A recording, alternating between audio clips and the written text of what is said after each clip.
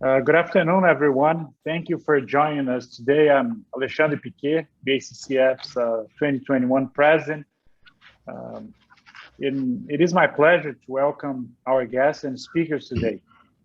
Before we start our program, I would like to bring you an update to our participants and panelists. The US borders will be opening soon, which means activities will be resuming, new opportunities will be presenting themselves, and the beginning of new daily activities are about to come. So we successfully converted our programs to online events and are now slowly reopening our in-person events. As some of you might know, we've already started this year and we had successful in-person events, taking all the necessary precautions.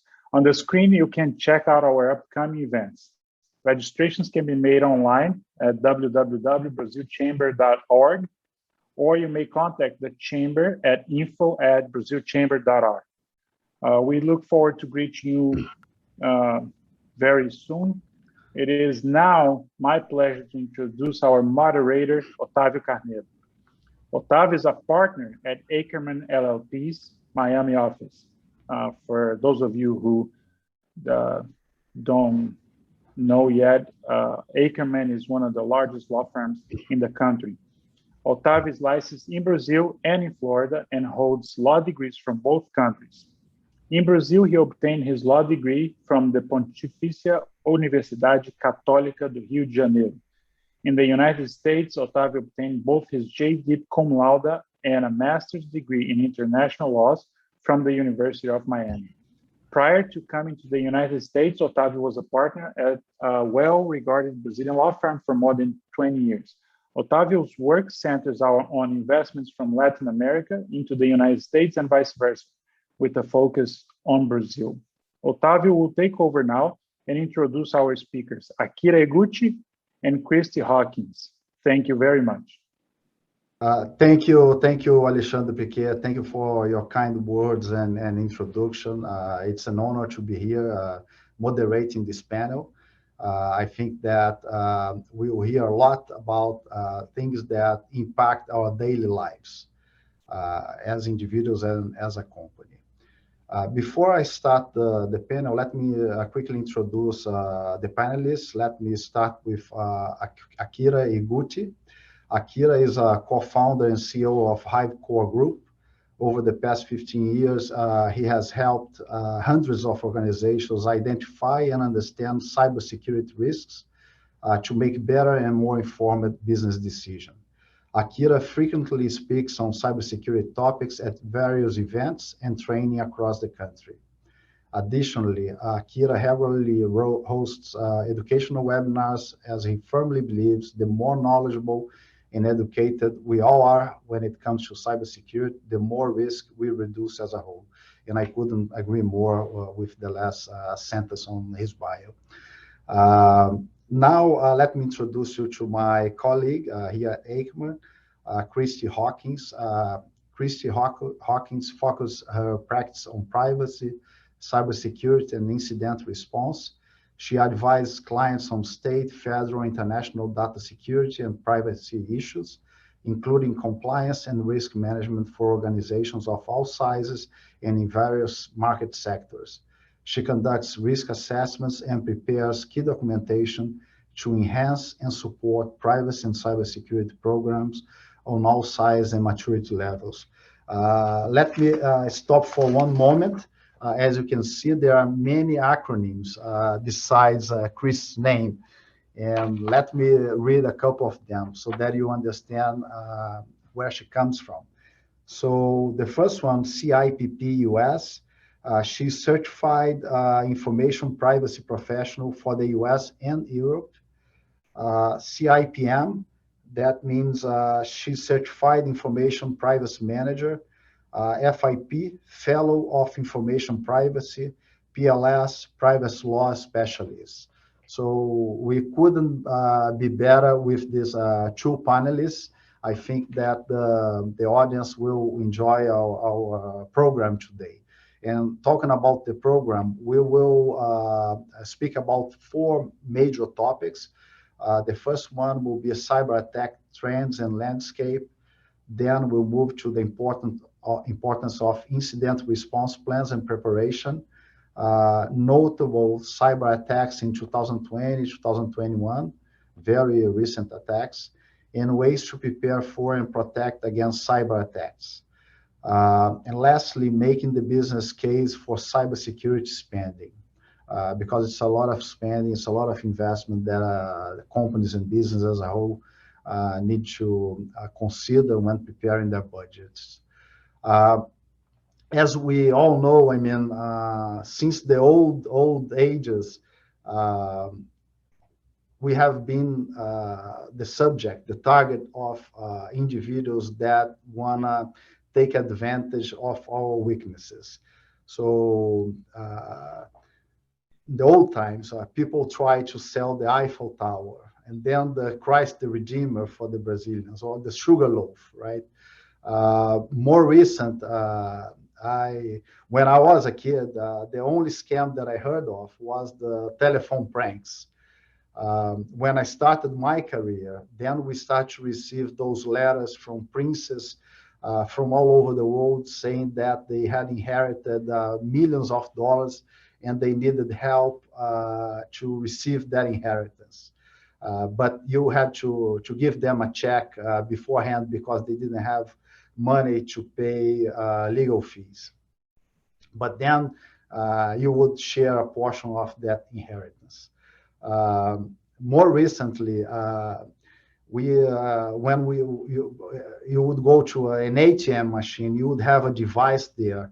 For the Brazilians, the nickname is chupacabras, that would take all of your information, and later they would come up with a card, cloned card, and would be able to take your money from the bank account.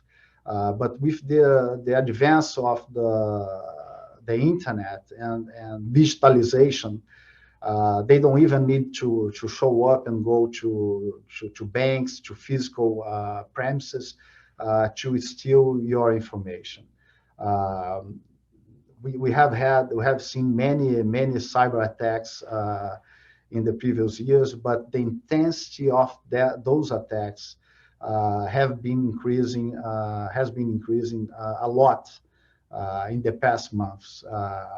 And having said that, I will pass the floor to our first speaker, Akira, who will share some information, some statistics with the audience. Akira, you have the floor. Thank you. Thank you, Otávio, and thank you, Alexandre, for the introduction. It's really an honor to be here and to share and contribute with all of you with information and ways to better prepare against this kind of cyber attacks. And Otávio shared a couple of experience in the past, and we are used to hear about traditional ransom, and now what's common to hear is about ransomware. And one of the reasons that's very interesting is because a traditional ransom, a physical one, for the criminal, if we imagine the side of the criminal, there are kind of a lot of risks, physical risks. He can be arrested, he can be hurted, he can even be dead, right? And he can even die, sorry. And with ransomware, it's digital. So this guy can be in China, can be Russia, or can be everywhere. And it's really hard to find where is this attacker. And that will not diminish. The bad news are that this will never diminish because it's profitable. It's now a real business, and there are really huge interest involved in that, like nation states attacks, you know. And one thing, of course, that these numbers are a little bit cold, but it's those are good evidence of where we are. Just as an example, comparing 2020 to 2021, we almost doubled the number of attacks, okay? And it's a huge number, and it's based on something and the point that I mentioned before. Another good information here, interesting information, is that every single week, only in the US, more than 400 companies are attacked with ransomware attacks. Okay, an increase just in 2021, and we didn't finish the year yet, an increase of 17%. And when we go to other regions of the world, we notice the same trend. Okay, it's a huge amount. And another good number here, good example here is when we analyze the number of records exposed. It's a huge amount, 22 billion records exposed. We're not talking about more about Facebook's or Google or huge companies. We're talking about any company of any size. You know, just using these statistics here, we have more than 1,200 companies affected per week when we talk about breach and data leaks. Okay, it's a huge amount. It's a massive impact for business. And in summary, what we would like to say here is it doesn't matter the size of your company. It doesn't matter the size of your business. All of us are under risk. And I think that's the message here from those numbers. And those are really, as I said, they are really cold numbers, but as we go through this webinar, you will notice that we will make this more clear why this happens and why these attacks are really raising every single month, every single year. Okay. No, thank you, Akira. This is very scary. Those numbers are really scary, and I bet that those numbers are underestimated because a lot of companies, when they suffer attacks, they still do not publicize that has happened. I mean, I'm talking about companies of medium size, small business. But still, even if you as an individual take all the precautions that you need to take, and that takes time, and time is money, right? Because now you have to open an email, you pass the mouse over the email address, you don't click on any links that people that you don't know sent to you, but even people that you do know, you have to see if the message is organized in a way that conforms or is consistent with the type of message that person sends you, because otherwise you just don't click, you just don't open, you just don't do anything.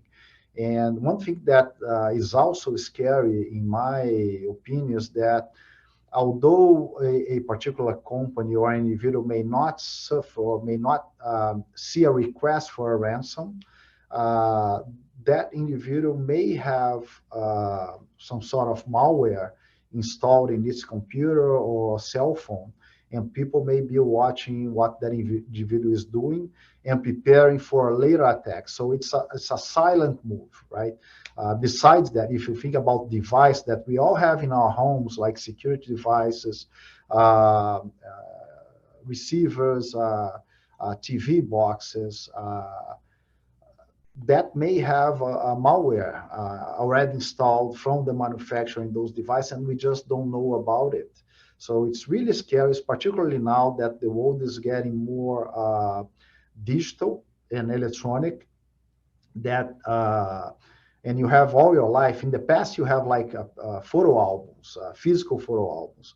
Now all your albums, all the story of a family is in your cell phone. Bank accounts, and so on and so forth. So this is really scary, and we really have to be cautious, because that's a trend, as you showed, Akira, that came to stay. But Christy, turning to you, talk a little bit more about the impacts of these attacks. Expand that to us, please. Absolutely. And before I start, thank you so much for having me. I'm really excited to be speaking to you all today. But now going into more of the scary parts, there are so many consequences that we're seeing follow after data breaches, but we can start with the obvious ones. So according to the 2020 Cost of a Data Breach report that was published by IBM, organizations have continued to feel the impacts of data breaches all over the world. For example, that same report found that the average time to identify and contain a breach is about 280 days. So here are some things to think about there. Some of the 280 days is just the time that it took a company to identify the incident. So for that period, they might be operating as normal without even knowing anything is wrong. But second, and in my experience, it can take companies months to recover from data security incidents, especially significant ransomware incidents. And this could mean days, weeks, or months without access to your information, or without a business that's able to function because you can't access your data. And in addition, you know, Akira, you mentioned time is money. And the thing that we have to remember is the people that are responding to these incidents, they have full-time jobs that are being taken over by incident response. And so you have to figure out how to fill their role while they're helping respond to an incident. And you can see on the screen too, the average cost of data breach, which this number is staggering to me, but the average cost of a data breach in 2020 was almost $4 million. And that includes a few different cost areas, like costs of detecting and escalating, also lost business costs, the smallest being the cost to actually notify people and regulators, but then the ongoing response and mitigation to get things back to normal and to make you more secure going forward. And so this can have a significant impact on the organization's bottom line. Again, going back to the IBM report, the average cost per record is about $150 for each record containing personal information. And now, what does that look like for your organization? You know, do you have anything in place to handle that? And I want to make sure that I'm very clear. This isn't $150 per person. It's per record that has personal information in it. So if you have 5 different forms for one person, that's 150 times 5. So think about what this means for businesses who have a lot of records on hand. Now, on the other hand, it's not all doom and gloom because there are positive impacts of going through a security breach. One of those is lessons learned and everything that you do with your organization to protect yourselves and your data better going forward. I think the saying goes, never waste a crisis, but we don't have to wait until a breach happens to start doing all of these things. Instead, you can get the positive impacts in other ways that aren't nearly as expensive or stressful or with such high stakes. And you can do these things with tabletop exercises or penetration tests and red team exercises, or even other regular reviews or audits. So I think the landscape is really, really scary, but there are things that you can do to prepare. No, yeah, it's really scary. I remember one exercise that a company did. They spread flash drives in the parking garage of the building where most of the people would come to work. And what they found out was that a lot of people, they got those flash drives and they were sticking those flash drives in many devices in that company.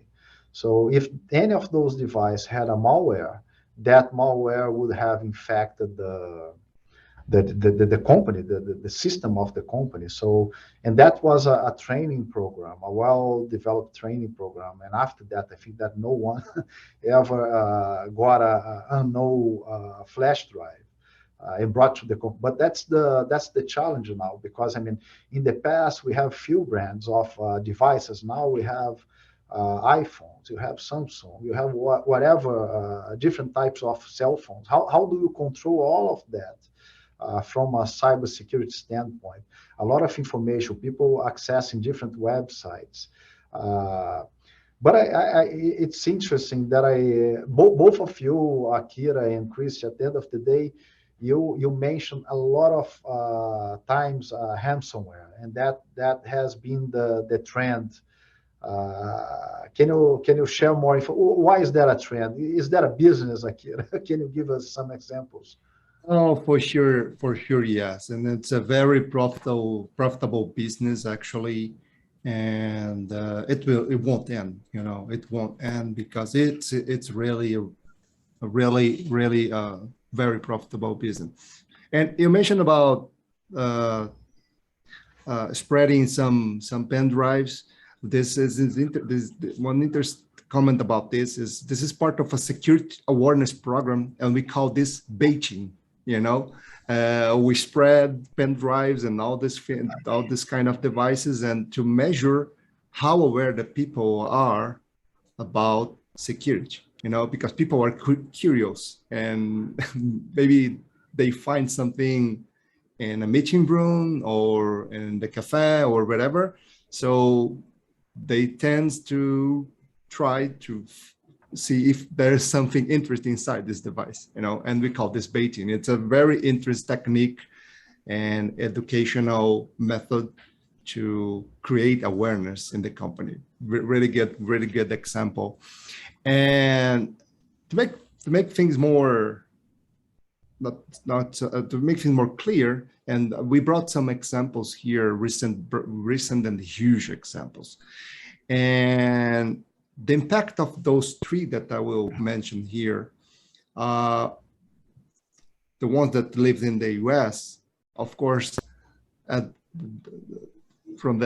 was an incident from the Colonial pipeline, and that caused almost a complete shutdown and the fuel distribution in the West Coast, okay? The East Coast. And that caused really a shortage of gas. And not only that, and it caused an increment in the fuel price, gas price, oil price, and the company had to pay more than $4 million in ransom payment. It's a huge amount of money.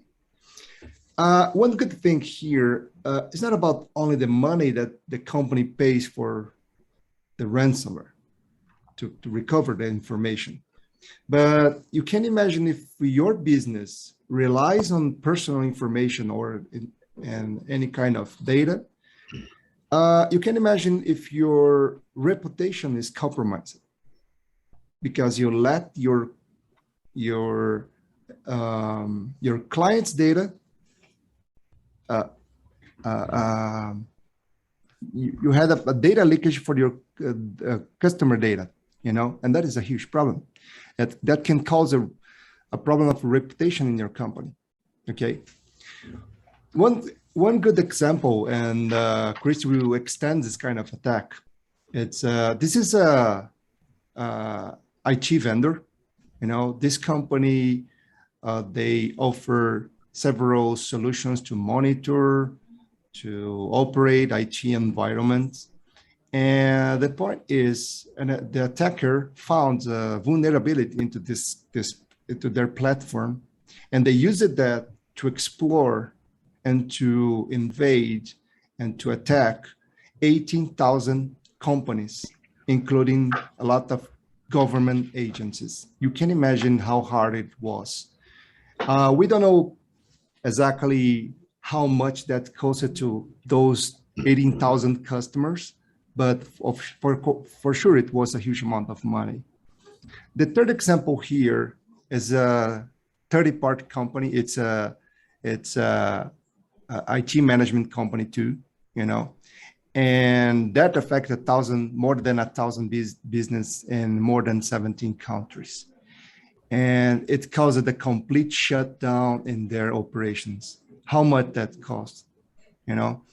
And for us Brazilians, now every single week we hear about really traditional companies suffering with this kind of attack, like Renner, CVC, JBS last year, and Porto Seguro the last week, you know, and they're still suffering with their system not working in the proper way, you know? So the point is, who will be the next? Your company, my company, the next, we don't know, you know?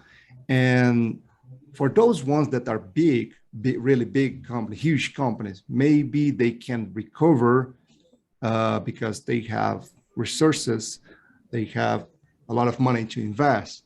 And some companies does not have the same resources. So that can cause a shutdown, complete shutdown your business, and it won't it won't work anymore, you know. So that's why we say you really have to worry about this kind of attack. Okay. Yeah, and that's an issue, right, Akira? Because even the experts, an IT management company, can be the target of an attack and can actually suffer because of that attack. And as much as we do as individuals or businessmen and pay attention to our emails, our device, but it's still there may be between you and another store, an app, and that app may suffer that attack, and you may become the victim of an attack because of a breach in a let's say unrelated app that you had to use because that app was installed in a store, in an e-commerce store. So I mean, there is not much that we can do. I mean, other than go back and have everything physical in paper. But that's not going to happen. So we need to get used to that and know how to respond to these attacks, know how to prepare ourselves, and do our best. And as you say, Akira, this has become a business, right? Right, for the individuals that commit these attacks. And we don't know how to handle that, how we're going to diminish it, because as you also mentioned, there are nations and countries involved in some of these highly sensitive attacks, like the Colonial Pipeline. And we heard about many municipalities in the United States, even where I live here in Florida, there was an attack there. I think that was to the police department. These guys don't fear anything. I mean, so, but Christy, and what's your view about that? Yeah, I think that it's just become so profitable, as you mentioned. And part of the reason for that, I mean, there are a lot of reasons, but part of that is that we've seen a shift in the business model for ransomware. We used to see sort of technical know-how and ability as almost a barrier to entry for ransomware attackers. So you have the people developing the ransomware variant, the people finding someone to deploy it, and you find someone to attack, and it's just a straight line, kind of like you see on the left side of the screen. But now we're seeing threat actors increasingly relying on ransomware as a service, which is basically a subscription service. And a subscriber can use a ransomware tool that's already developed to attack victims. And with ransomware as a service, the developer basically will lease a ransomware variant, sort of like you would with normal software as service products. And this approach is different because it gives everyone, not just sophisticated attackers, the tools that they need to launch an attack without requiring the skill or the time that it takes to develop sophisticated and effective ransomware variants. So as a result, this is more accessible to threat actors, and ransomware targets aren't limited to huge companies anymore with tons of money on the line. And Akira, you mentioned that now anyone can become a victim. So I think that we're really going to see this continue to play out as attackers continue to take advantage of the fact that ransomware as a service for now is here to stay. No, thank you for your comment, Christy. And just before I move to my next question, I just want to mention that questions from the audience are welcome. We'll try to answer those questions at the end of the webinar. But for those of you that are here watching our webinar, feel free to send your questions through the chat, and we'll answer them. If we don't have time to answer during the webinar, we'll please give your contact details, and we'll make sure to contact you afterwards. Okay, we do not want to leave this webinar with questions unanswered. And Chris, going back to what you're saying, I mean, this is unbelievable. I mean, to be honest, I never thought about that. Ransomware as a service, as a software, like that people would license it for other people to attack their victims. So this is I mean, this is part of, let's say, the dark web, or what we know about this dark web, and we know very little at the end of the day. And I think that part to that has to do, and those that invest in Bitcoins, don't take me wrong, but I think that it has to do with Bitcoin as well, because now it's even easier for the hackers to receive the ransom and convert that into Bitcoins and then not get noticed. So it's very hard to track them down. Although there were some operations organized by different countries that were able to shut down some hacker spaces, companies. I don't even know how to call them.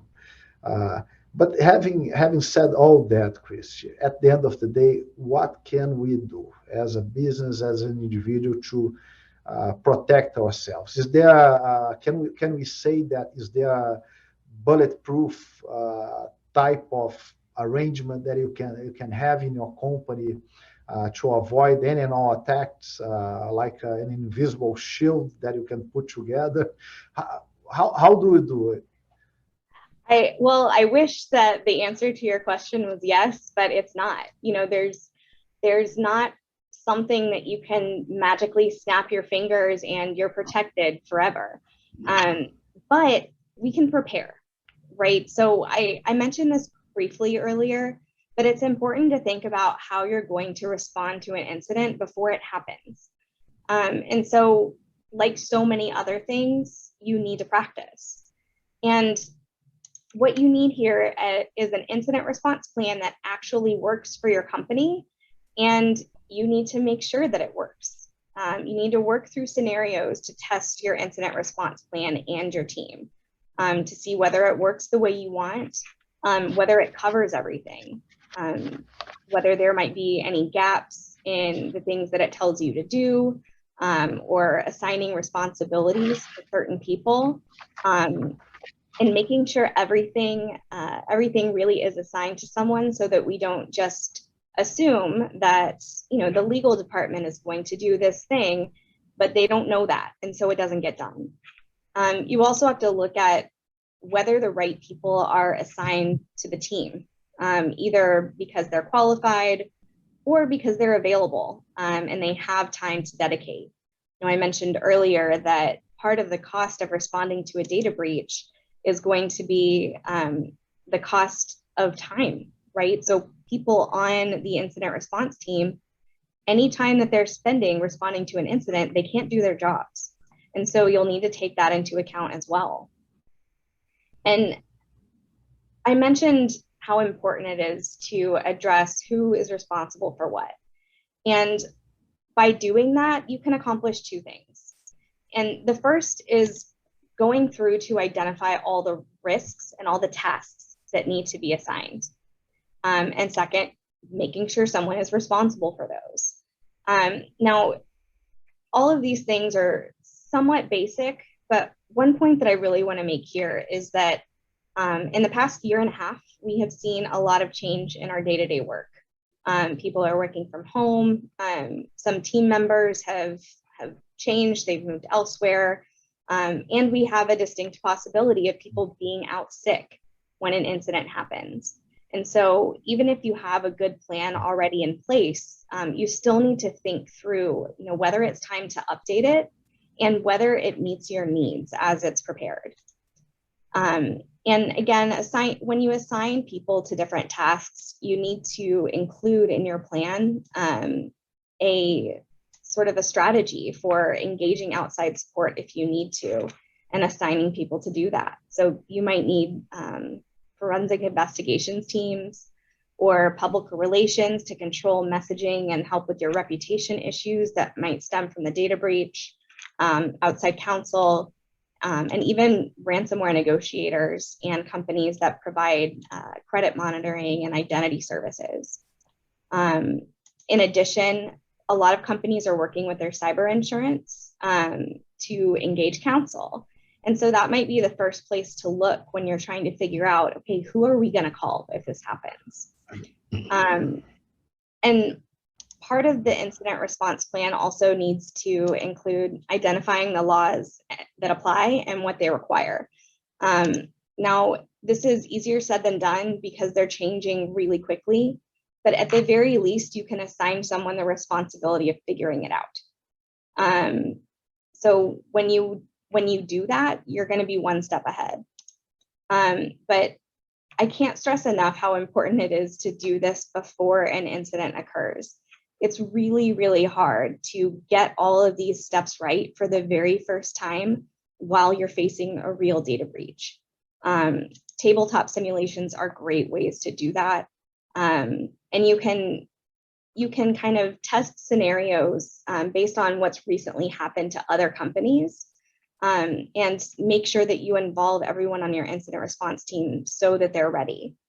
You know, there is no silver bullet. There's no fail-safe protection that will keep you from experiencing a cyber incident, but the next best thing is being prepared.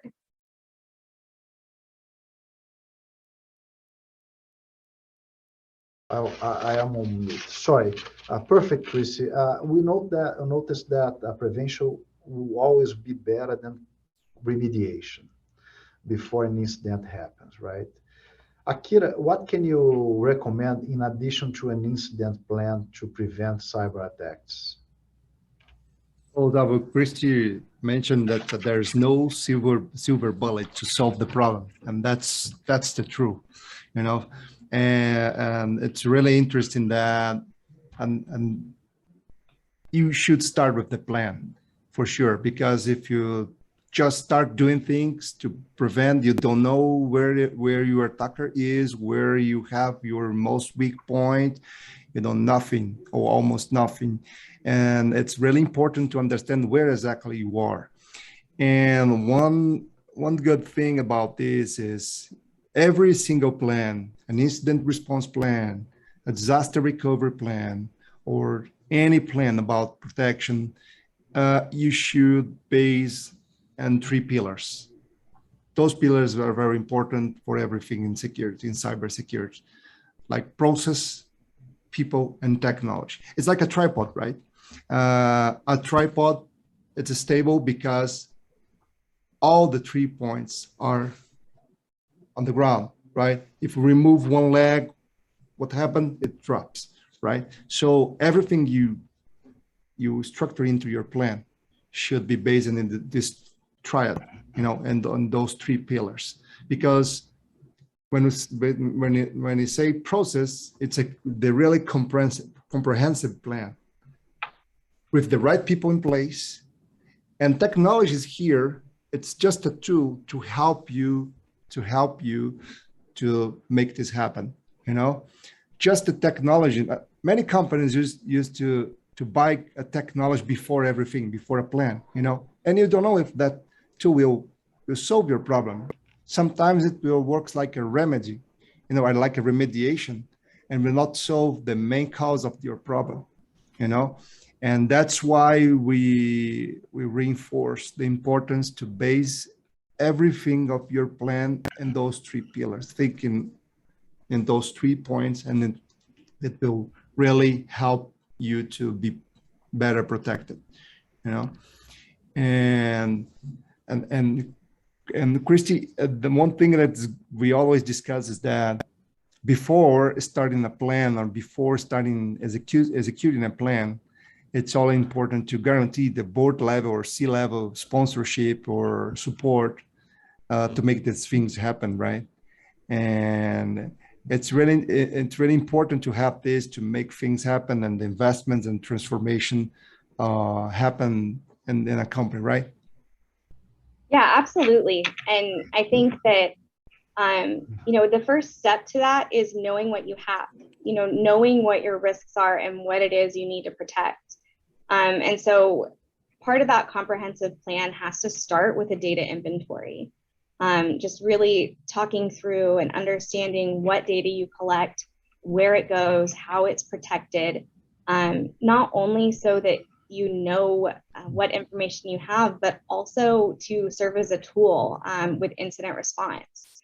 If you have an up-to-date inventory, it can serve as sort of a quick reference during an attack to understand what might have been impacted. Knowing that, this particular drive was encrypted. Well, if we have an up-to-date inventory, we can look at that and see, well, this drive only had shopping receipts on it, so we don't have to worry about it. That can save a lot of time, money, and stress. But in addition, part of that comprehensive plan needs to include training. So your employees and your incident response team, as I mentioned, they're really valuable tools and they're your first line of defense. They need to understand how to spot issues and how to report things and then what to do. And they also need to understand their responsibilities. We're not just going to say, well, IT, it's your problem. We can't do that anymore. We absolutely can't do that anymore. So everyone needs to understand what they need to do to protect data. And I'll circle back briefly to something that I mentioned earlier, which is insurance. Having appropriate insurance coverage for cyber incidents is really, really important, especially in light of the rising costs of responding to a data breach, because I bet a lot of companies can't really afford to take that $4 million hit. And it can help you protect yourself from cyber risks. And when an incident happens, it'll help with resources to respond really quickly, not just with money, but also with contacts. Yeah, and adding information to that, the other thing is that when you say the right people in place, and I mentioned about board level support, because maybe you have a good team, a good manager, but without the C-level or the board supporting you, that won't happen for sure. And Otavio mentioned, and Chris mentioned about training. So in summary, you should upskill the teams. And it's not the technical team only. It's everybody. We all have to be ready to respond to an attack, to identify a malicious email, a malicious file, or even vulnerability in an app. So this is really strange. I can't use this one because, it seems a little bit suspicious, right? So this is, we only achieve this kind of awareness level with training, repeating and repeating all the training. And people I think people are the weakest link in this equation, right? We always discuss that because it's the technology is okay, it's 0 or 1, it works or it won't. And process, you structure it's okay, but people, it's hard to train, it's really hard. And when I talk about the tools, technology is here to really help, really help to accelerate this protection and to better protect you. Now we have several vendors and suppliers that offers you a huge amount of tools with a huge amount of automation that can really protect your business. And we know how hard it is to find someone to work as an IT or as a cybersecurity specialist, and how expensive it is. So if we can optimize the number of hours necessary to protect your business with technology, that's what this means here. Okay. Yeah, and Akira, just before you move on, as part of the training, and I think that's a necessary investment nowadays, right? That companies need to do. But as part of training, I think that it's very important for the company itself to check its own vulnerabilities. And one way to do that is by sending emails to the corporation and see who clicks on those emails, because then you're going to have an idea of those people that just clicked, the people that were recently hired, or these people have been here for a long time. They are not paying attention to the training. Also give examples of, I mean, because people need to touch, tangibilize the types of threats that that particular corporation is suffering on a daily basis. I think that only when people feel that and feel that they may have done something that may have compromised the entire organization, I think that's when people learn in reality. But please go ahead. I stopped you while you were talking. I just wanted to make that comment. No, it's really interesting example, Tavio. And training is really one of the most important parts of the process, you know.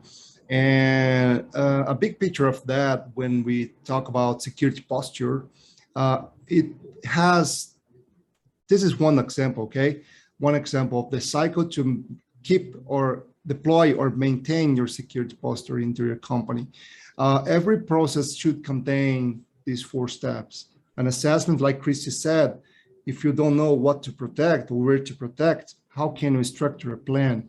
You know, and as soon you know where you are, what you have to protect, what you should protect, you can really optimize and close the gaps, your security gaps.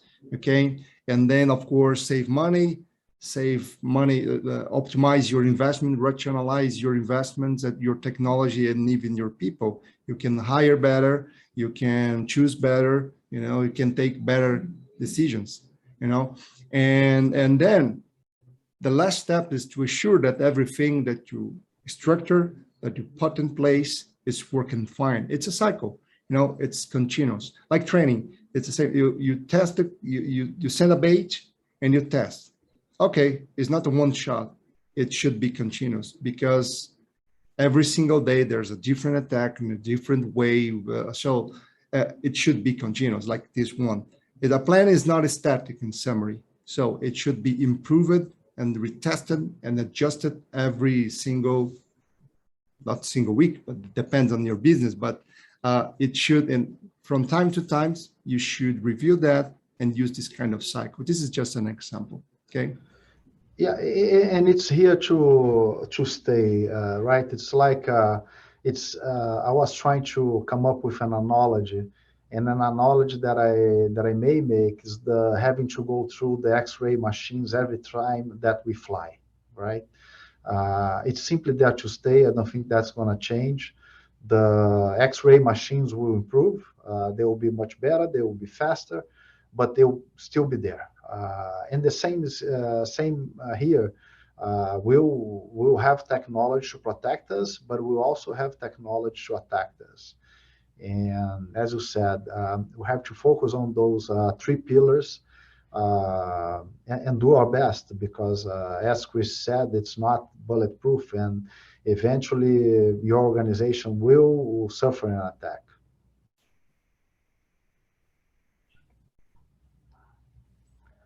Yeah, and I think summing up what we discussed here, maybe it seems that's hard to do. No, but there are several ways to start, and really simple ways to start. You know, I think some of the most important things to put this in place and to start this as soon as possible is, first, as we mentioned several times here, get the board involvement. You have to be sponsored by the board, or if you and the audience are a business owner, you should support your team for sure, for sure. And for you that are tech guy, you know, skip the tech talk for sure. Go straight to the point. Really go straight to the point. Use these numbers that we presented here. Of course, they are from other companies, but that can create the awareness for the board, you know, and that will make your job easier than without these numbers.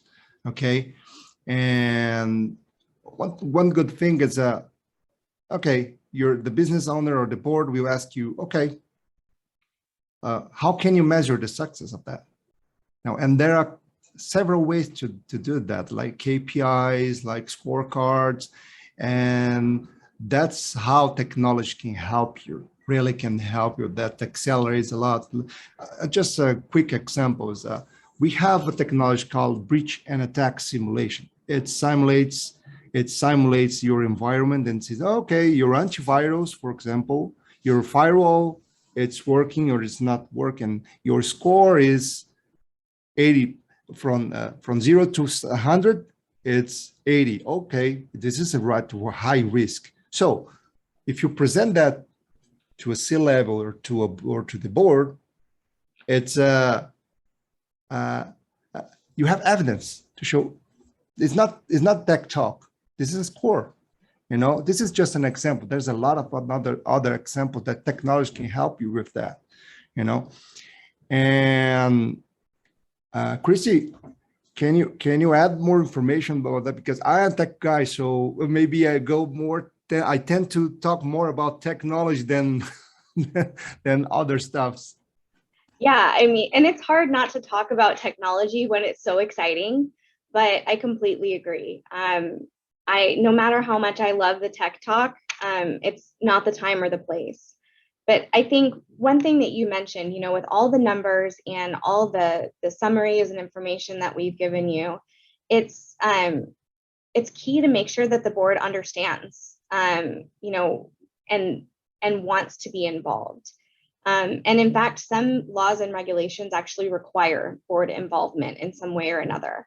And that's because it's so important for board members to understand what the risks look like and what they need to protect the business. And I mean, I can't stress training enough, but when you're training your employees, look at training your board members too, or at least give them updates at regular intervals. You know, see if you can snag some space during one of their regular meetings, and take that opportunity to make your points as often as you're able to do it. I think that's the only thing that I would add, but I agree with everything that you said as well. No, those are great takeaways for the audience. Akira and Chrissy, thank you very much for that. We are approaching the end of our webinar today, but before we end, as I promised, we got questions from the audience, and I want to raise two questions here. So the first question, and I think that this would be more for Christy, is how should companies located in the US that collect Brazilian and European personal data should be prepared to not violate international data privacy and protection laws? Yeah, so I think that that's really part of the incident response plan. You need to, before an incident happens, you need to look at what laws might apply to you. And that's still going to be true if an incident happens, right? That's not going to change. And so look at what the laws require as far as incidents are concerned, just so that you're aware, and then assign someone to look at those laws every time you have an incident, because they change so quickly. And you know, even with the Brazil LGPD, we're waiting on guidance. You know, we're waiting on regulatory guidance to understand how we do certain things. So you can't just put it in the plan and then leave it. You need to assign someone to look at it each time. So the best way to make sure that that's addressed is to start out by assessing all of the laws that might apply to you based on the data you process and the people that you interact with, and then assign someone to double check, understanding what you're kind of looking for with notifications and issues with regulators so that they can know exactly where to look as soon as an incident happens so you don't lose time. No, thank you, Christy. One last question. I think that this will go to Akira. That we received from the audience is, can blockchain protect you more from cyber attacks? What do you think, Akira? Oh, not really. Not really. As we said, there's no silver bullet to protect you. It's a group of actions, a group of things to protect you. Connecting to what Christy said, answering from the last question, even if we talk about laws, privacy laws, or any kind of laws, when we analyze cybersecurity, it's not only about the law, the process. You should use that tripod that we mentioned: people, process, and technology. A good example here is about our Brazilian GDPR, the LGPD. People tends to go to the legal side and forget about the process and the technology. And what happens at the end is that they are not ready to respond to an incident or even a problem with the agents here, because they didn't structure the process in the proper way. That's a summary. So in summary, there's no silver bullet, No, thank you, Akira. And with that, we're approaching the end of webinar. I'd like to thank both speakers, but the Brazilian Chamber as well, to have offered that opportunity to us. And having said that, I will pass the floor to the president of the Brazilian Chamber, Alexandre Piquet. Thank you. Hi, guys. Thank you for the great presentation. I can talk about cybersecurity from the attacked perspective. We've had a breach about 2 years ago, right before COVID. And I loved what Christy said about the negative and the positive impacts of a cyber attack. No, we were not prepared. We thought, this is something that we see in the movies. It's never going to happen to us. This is out of a James Bond movie. We were attacked. It was a cyber ransom type attack.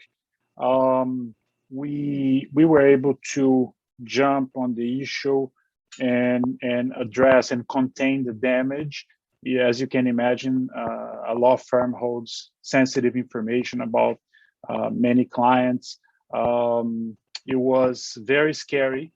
We got the FBI involved. We got the local county police involved. It was a nightmare. You don't want to go through that. So really, they're not just trying to, bring information to to try to scare you into buying their service or any marketing tactics like that. It is the reality. It's the worst thing. You feel violated and you feel powerless. Okay. On the positive side, we were able to get out of physical servers. We moved everything to the cloud. We hired an dedicated IT person. We hired a company. Unfortunately, I didn't know Akira at the time, but we did address that properly. It costs thousands of dollars. But on the positive side, when COVID hit a couple months later, we were already prepared to work remotely, safely, and the transition for us was not as painful as many other companies that took a couple months to get used to the new reality of working remotely. So yes, we did have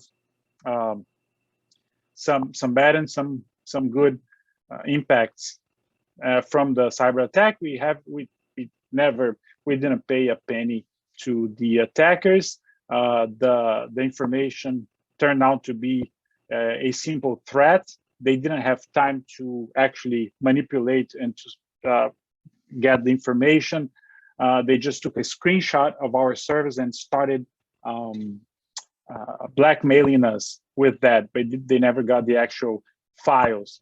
But we only found that out after a lot of nights without sleeping, thousands of dollars spent. And again, what these guys are saying here, it is an honest truth. Get ready and get prepared, because you don't want to go through a cyber attack. At the same way, you don't want to crash your car without insurance. The same way, you don't want to go through